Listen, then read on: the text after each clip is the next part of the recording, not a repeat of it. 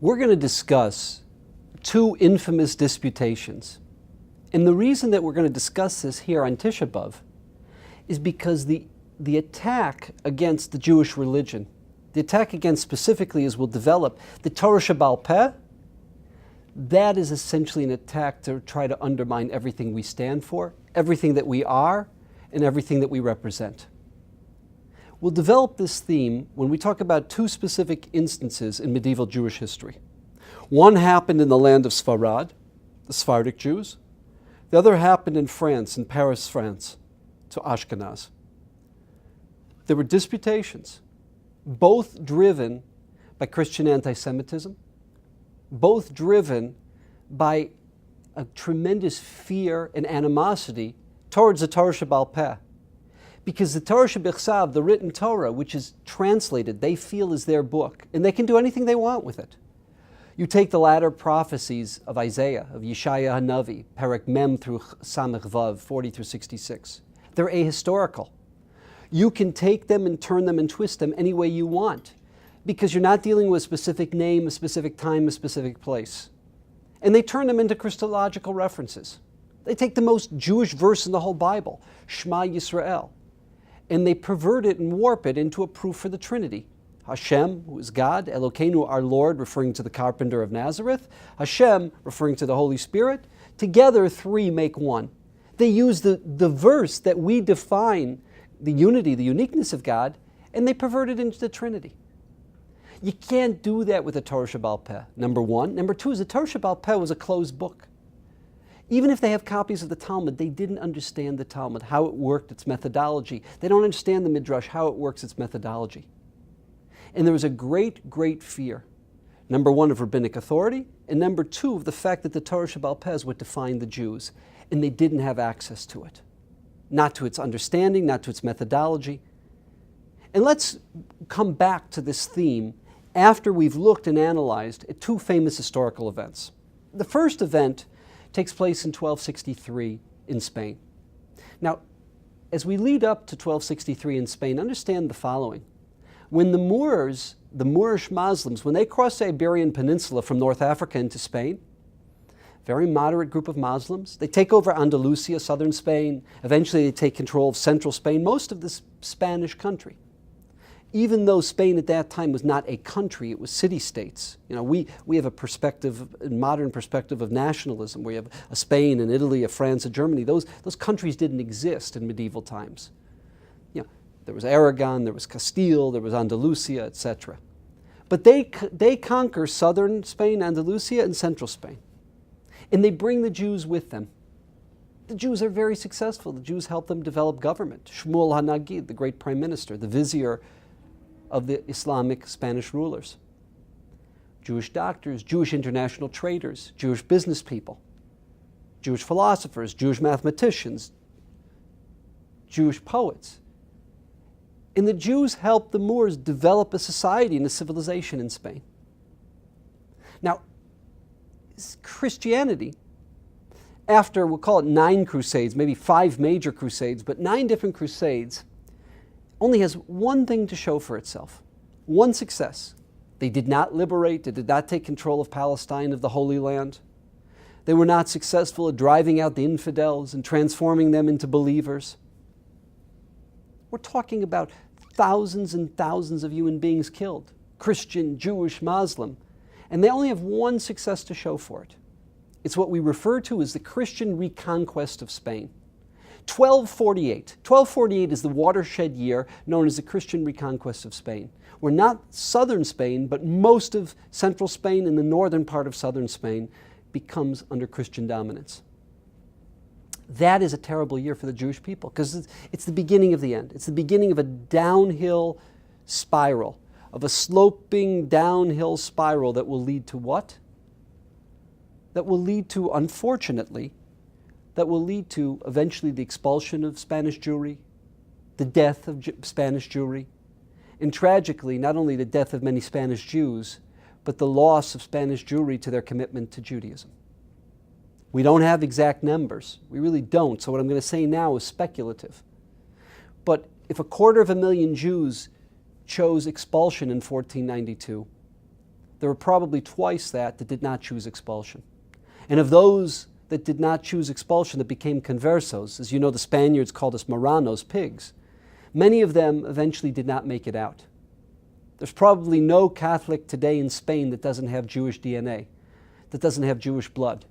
The great general, I should say, I wouldn't say great in the literal sense of the term, but the famous general, the infamous general, Generalissimo Francisco Franco, the Generalissimo Francisco Franco, who was an ally of Hitler, would not give up his Jews to Hitler. One of the few allies that wouldn't give up his Jews, because he misunderstood the Nuremberg laws. The Nuremberg laws that said anyone that is a quarter Jewish, has one Jewish grandparent, is defined as a Jew in terms of Aryan laws.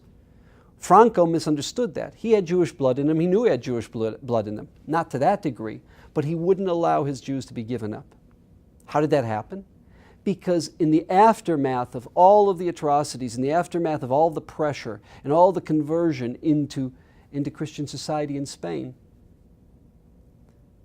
the Jewish people had a great tumble, a great fall from where they were. So we said 1248 is that watershed year. What happens? 15 years after 1248, it's 1263. The leader of Aragon, King James, the king of Aragon, which is the northern part of Spain, is under the pressure and under the influence of who? Of the Dominican monks. What we call the Dominican friars or the Dominican monks, who are the arm, who are the extension of the church, who are the arm, the extension of the Pope. Being a secular leader at that time, you did not have the autonomy that a secular leader has today. You were very limited in terms of what you could do, what you could not do, in terms of the influence that the religious establishment had on one. And they forced the king, King James of Aragon, to force a great Jewish leader, Ramban, Rav Moshe ben Nachman. He was a physician, he was a philosopher, he was a great scholar, a great rabbi, to have a disputation in Barcelona in 1263. Now what happens in this disputation? He begs, the Ramban begs King James of Aragon, and King James was an admirer, was a fan of the Ramban, Rav Moshe ben Nachman. He says, I don't want to go forward with this. I don't want to go through with this, because it's a lose-lose. If I win this debate, the reverberations, the repercussions to the Jewish people will be horrific, will be terrible. And if I lose a debate, the Chilul Hashem, the desecration of God's name, the king forced him, because the king was being forced. And the Ramban, Rav Moshe ben Nachman, asks for one thing in this debate, that he has freedom of speech. He has to have the ability of freedom of speech. Who is his combatant in the debate? An apostate Jew. The man they call Pablo Cristiani. Pablo Cristiani, or as his fellow Dominican friars, his fellow Dominican monks referred to him as Friar Paul. Now, the methodology here is that Pablo Cristiani, who was, and I apologize if anyone's a used car salesman out there, but who's really a salesman. He claimed that he could prove from the Talmud, he could prove from the Midrash, the veracity that the carpenter of Nazareth, that Jesus is the true Messiah. He could show it, he could prove it. And he was going to do what? This Torah Shebaal Peh, that was a thorn in the side of the Christian theologians, that was a thorn in the side of the church, he was going to use it as a proof to prove what? That the Jews were wrong, that the Jews were historically wrong, were incorrect. And if anything, it would support the true theology, the true religion of Christianity. That was his approach. Now, anyone who's familiar with the Talmud or the Midrash knows that's ludicrous. But the Dominican friars who didn't have an in-depth knowledge of the Torah Shebaal Peh, it was a closed book to them, they don't know that. And the debate starts. And it goes so horrific, it goes so bad for the Dominican friars that they shut down the debate after a couple of rounds. Why? He comes up with a medrash that says that the Messiah is born on Tisha B'Av. He says, you see, the Messiah is already born.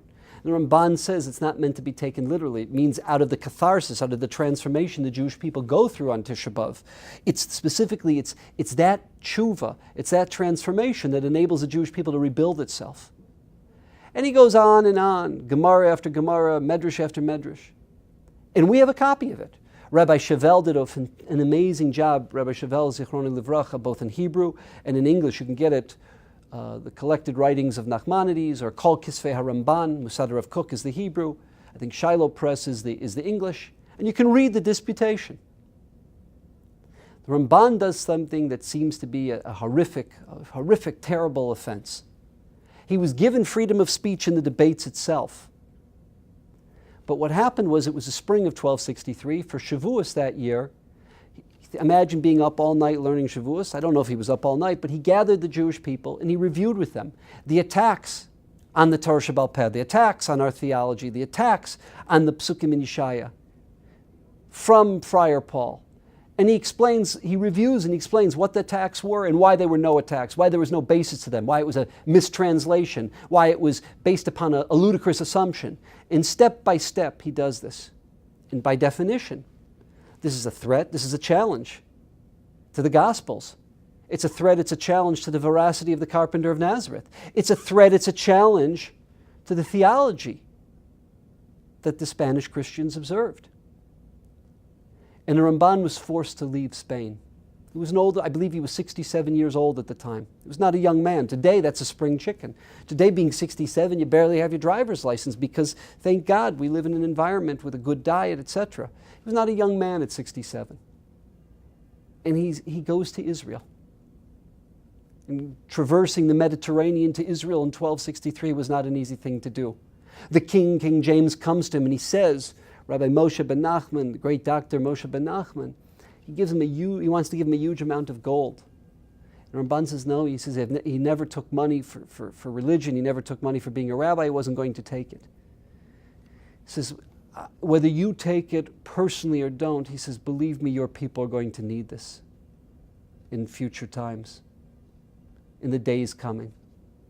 And how right King James of Aragon was. And how right the Ramban was when he said this is a lose-lose, this debate. The Dominicans learned from their mistakes. And there would be forced debates in the future. But never, ever again would a Jew have the freedom of speech like the Ramban had. And the forced debates were horrific.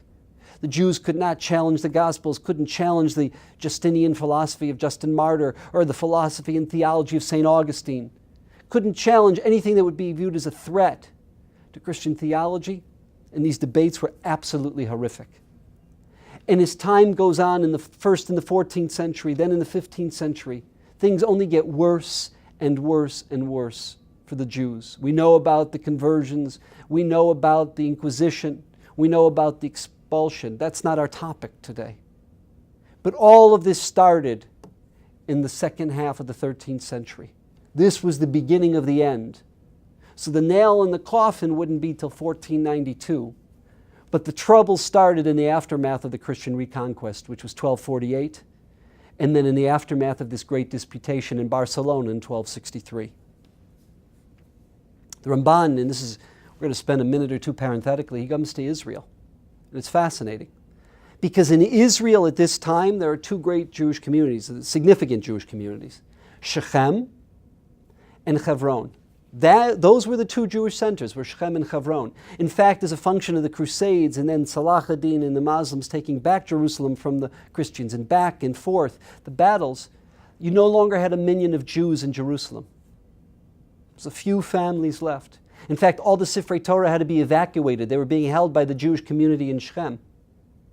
I mean, it tears our heart out today when we look at how the world wants to deny us the legitimacy of having a Jewish community in Shechem, which we don't have one in. How they want to deny us the legitimacy of having a community in Hebron, when these were the two great Jewish centers of Israel in the 13th century.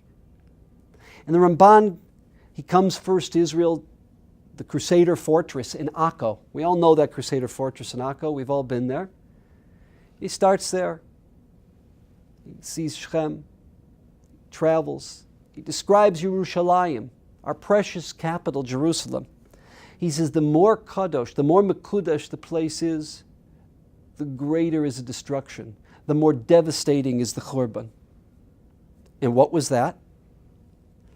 What was that is, he realized he had an opportunity. He was not a poor man. He didn't take the money from King James of Aragon, but he was a physician. and he paid families and he supported families to live in Jerusalem. He reestablishes a minyan in Yerushalayim, the famous shul of the Ramban. And he's the one in the late 1260s who reestablishes the minyan in Yerushalayim, and a Jewish community lives in Jerusalem, in the Ir Atikah, from that point on until 1948, until the Jordanians drove us out of Jerusalem in Milchemet HaShichrur, in the Independence Day War, and how they destroyed the shul. And in 1967, after the miracle of the Six-Day War, when we return, we come back to Jerusalem. One of the first things we do in the aftermath of the Six-Day War, we knew where the Churva was, the Churva shul, so we knew the proximity to that where the Ramban shul, even though it wasn't standing at that point because of the destruction of the Arabs. But we rebuild and we reestablish the shul. And it's fascinating. When they reestablish the shul of the Ramban, there's one principle, one minhag. And what is that? Whoever has the amud, that will be the nusach. That will be the minhag. If you're a Sephardi, if you're an Ashkenazi, if you're a Persian, if you're a Chalabi, a Syrian from Aleppo, if you're a Damascus Syrian, whatever your minhag is, it's a place for Jews from all over the world. Jerusalem is the center for all Jews. And the Ramban established a Jewish community that it would be the center for all Jews. So that shul doesn't have one particular minhag. Whoever is the Shliach Tzibor, the Baal Tefillah, that's the nusach that we lead in. And many of us have davened in the Ramban shul, and we get goosebumps when we go there. It wasn't just the great teacher of Chumash. The Rabbi Soloveitchik used to say, if you want to know Jewish philosophy, study Ramban and Chumash, Ramban and the Parsha. That's the basis of Jewish philosophy. The great Talmudic mind, the great Kabbalist, the great philosopher, the great physician, and the great leader of Spanish Jewry, the Gadol Hador of Spanish Jewry. This is the Ramban's legacy. But we mourn. We mourn the attack. We mourn the attempt to undermine, to destroy the Torah Shebaal Peh.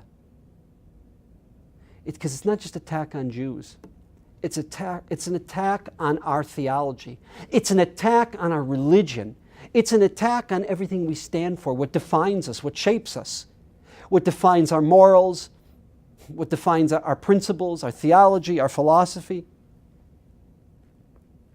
And this was one great disputation. I should say infamous disputation.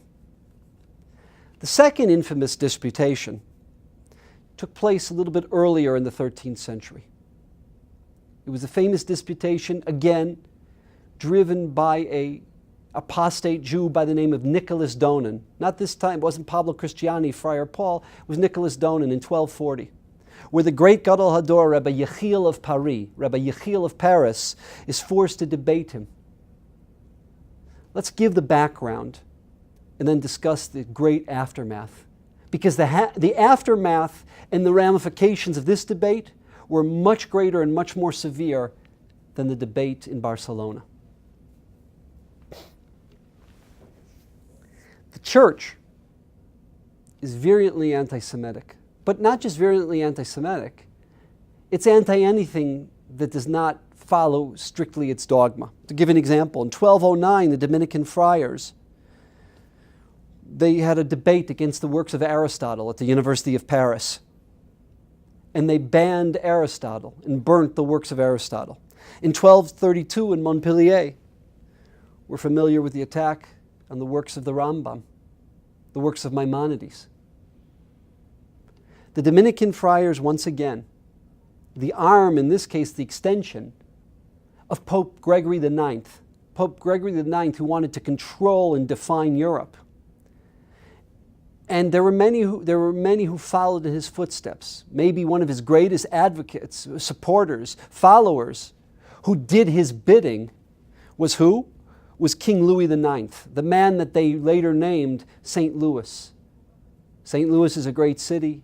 It's a great place in America. But I got to tell you, the term St. Louis to us as Jews is it's a hurtful term.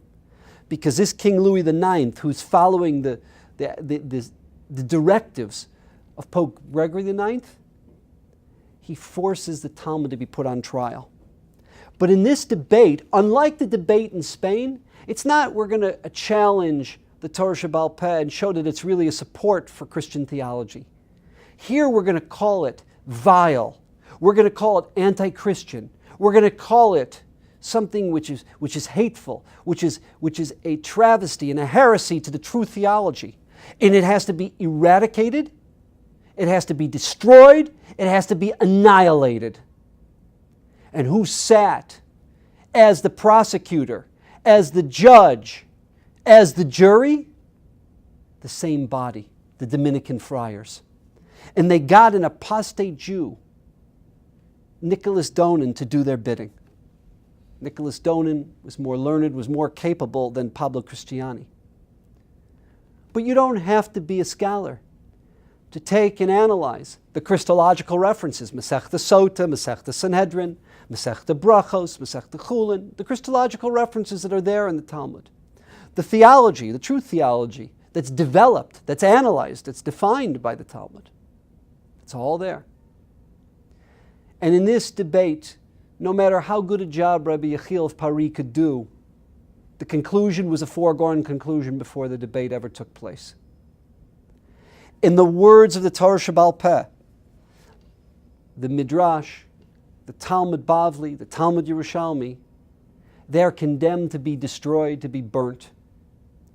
And through every town, village, and city in France, any document, any aspect of the Torah Shebaal Peh is confiscated, is taken in these 24 huge cartloads and burnt in the Place de Concours in 1242. In 1242, in the Place de Concours, is this huge burning. The way that the words of the Rambam, the Moreh Nevuchim, and Sefer Mada of the Mishneh Torah were burnt in 1232, in 1242 this takes place. And it really is the death of French Jewry. What do I mean? And we're going to develop that in just a second. Keep in mind today, if in a country all the works of the Talmud, the Rambam, the Medrash would be burnt, it would be horrific, it would be terrible. But literally within weeks we could replace them. We would go to a factory with a printing press and we would produce new volumes. But this was pre the Gutenberg. This was pre the printing press. To write one page of Talmud with Rashi, do you know how many hours and hours that took? To have a copy of the Talmud, do you know how many years that took? Just to have one copy. Because you were writing on parchment, you required a scribe. By destroying the Talmud, and they knew this, they would be destroying Judaism. And essentially they would be destroying the Jews. Yes, the Jews are expelled from France decades later. It's a period of decades. But the death knell of French Jewry was 1242. Because for a medieval Ashkenazic community, for medieval French Jewry, we, the Jewish people, without our works, without the very lifeblood of what defines and shapes us, are nothing, are naught. And for instance, there's a reason why when you meet Sephardic Jews, you know how many Sephardic Jews have the last name Tsarfati? Why? Tsarfat means French, a Frenchman.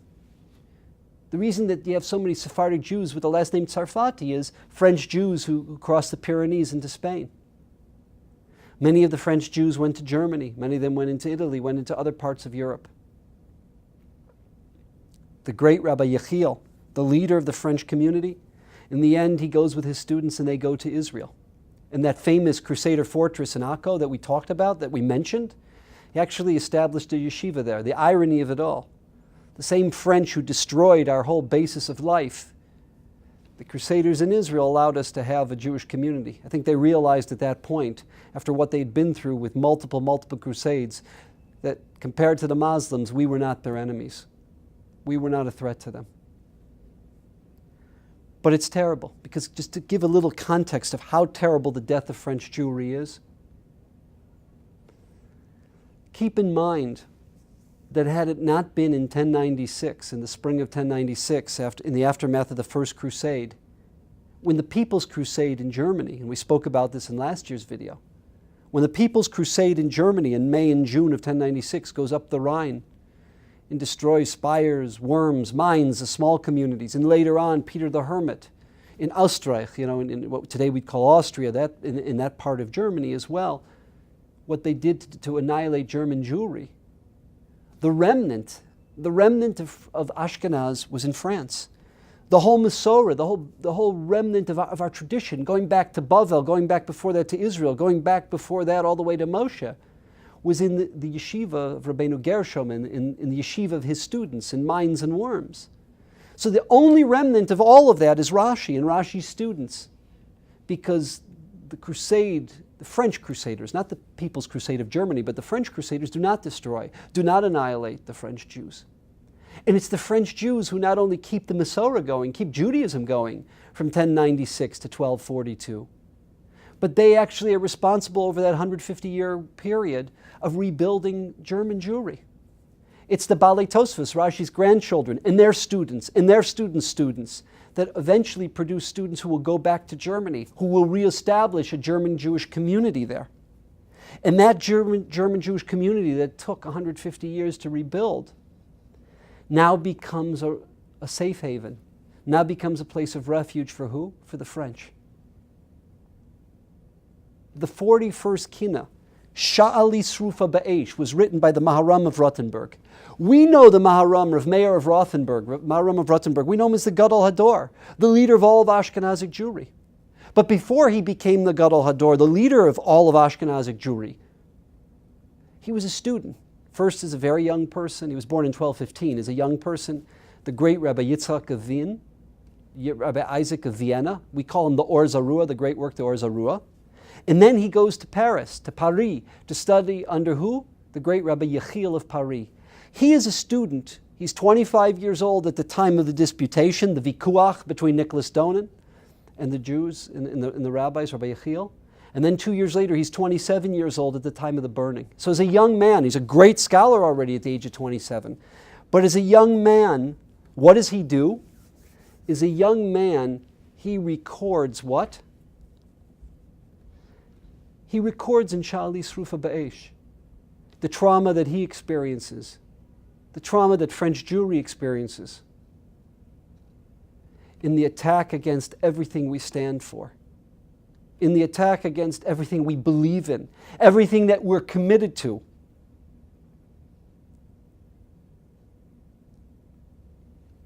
And we've lost French Jewry. We've lost the heart and soul of Ashkenaz in the aftermath of this.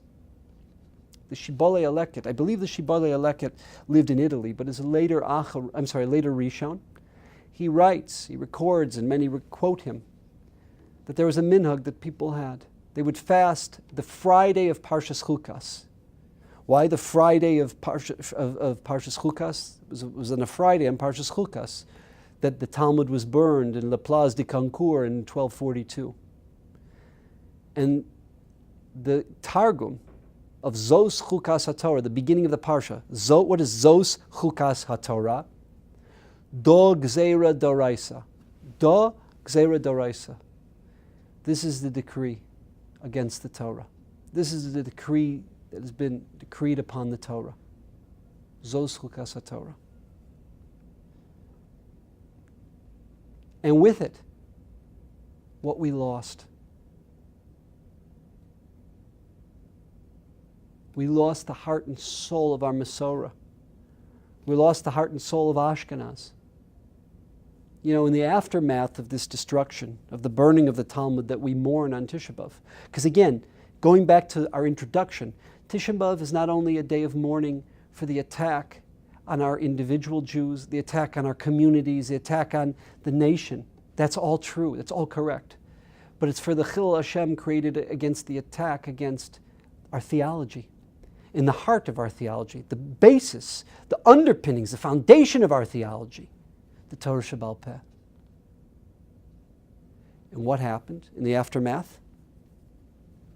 Just to give you an example, I could be wrong, but to the best of my knowledge, we only have one extant manuscript of the Talmud in the aftermath of the burning of 1242.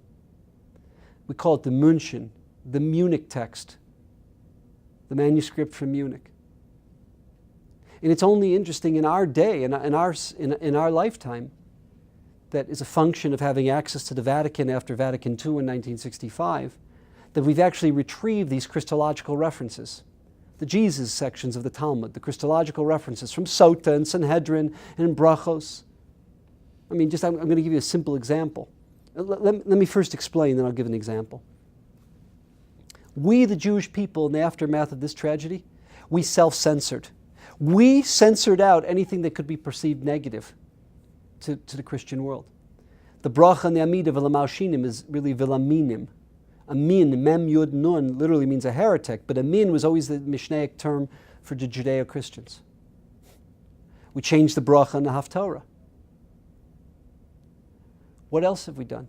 You're all familiar with Oleinu. We took out the line, Shehem mishtachavim lehevel avrik. They prostrate to things that are meaningless and nothing. Umispalim el lo yoshia. And they pray to a God that will not grant them salvation. They took that as a reference to Jesus. So we took out that line of the Oleinu. It's only now that we've put it back. An example of one of the Christological references. Originally, we know it's Masechta Brachos, Daf Yud Aleph Amud Aleph, that part of our davening in the morning is we didn't just say Shema, but we actually would read the Aseres HaDibros there in the midst of the Birkas Kriya Shema, next to Shema. Why did we do that?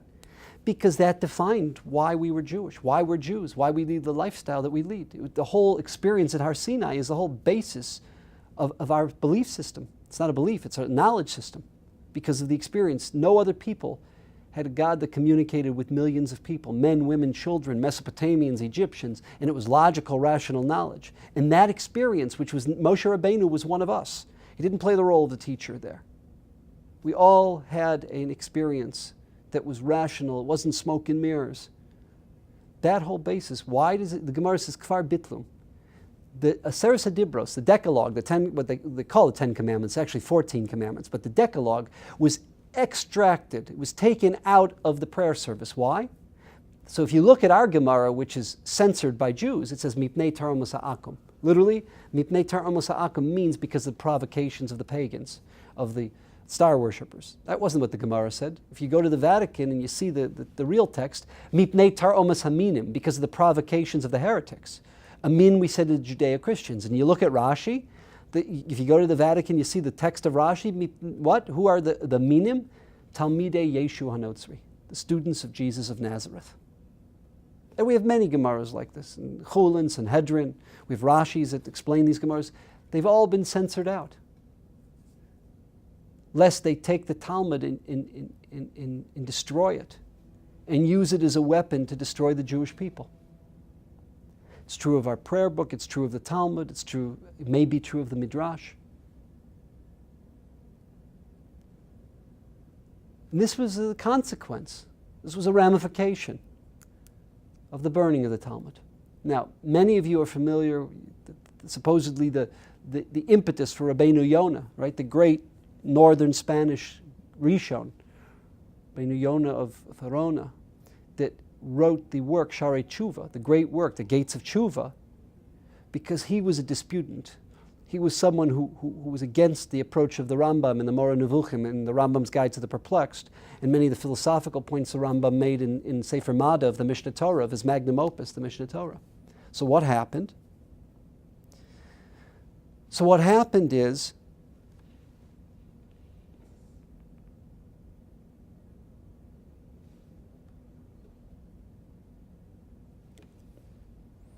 he writes that he feels terrible remorse because even though he believed that his attacks and his issues with the Rambam were l'shem shamayim, Provence, the area that we call southern France today, that was really the battleground. The pro and anti-Rambam camps were primarily there in Provence. And he feels that his attacks as a great leader, many of the masses who were not on his level, who didn't have a philosophical disagreement, but did crazy things, went to the Christians and got them to burn the works of the Rambam. We mentioned 1232 in Montpellier. He believes that his actions, whether it's true or not, we don't know, but he had a role in what? In the activities that led to the terrible inter-Jewish fighting, going and bringing in Christian religious leaders, Dominican monks, Dominican friars, to play a role in burning the works of the Rambam. And he sees, and many others saw, a certain Mida Keneged Mida, that 10 years later, not in the same spot in Montpellier, but where? In the Place de Concours, that it was the holy works of all Jews, not just the Ramban, but the Talmud that is the best friend of every Jew, the Midrash, it's the best friend of every Jew, Rashi, the Bali Tosfos, you name it, it's all burnt, all destroyed, all ruined. And he sees a certain divine Mida Keneged Mida, because once you bring in the Christians, they don't just stop at that point. Pope Gregory IX and King Louis IX and the Dominican friars, they don't make distinctions. And for that we mourn. We would be a very different people. We'd be a very different nation if we were a nation that was learned, that was sophisticated, that was engaged, that was developed, that could swim in our text, that could take the beauty and the grace, the majesty of our text and use it and apply it.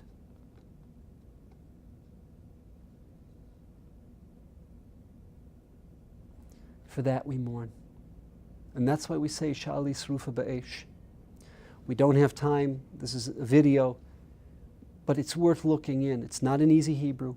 But the OU, we have the Rabbi Soloveitchik Siddur with the Rav's comments on that famous kina, the 41st kina, written by a great student who eventually himself, he has to leave France as a function of this, goes back to Germany and rebuilds the Jewish people in Germany. The famous mayor of Rothenburg, who produces Rabbeinu Asher, the famous Mordechai ben Hillel, who's a great leader of the Jewish people, the Rabbi of Nuremberg, who is unfortunately himself killed with his family in the Rindfleisch massacres in Nuremberg. He produces, the Maram produces not only the Mordechai and the Rabbeinu Asher, he produces the Gos Maimoni and many other great students. For this, on Tisha B'Av, we mourn as well. For the attack, for the desecration, for the destruction of what we are, of what shapes us, what makes us, the holy Torah Shebaal Peh, our precious Talmud, our precious Medrash, in the words of our precious Rishonim. Thank you.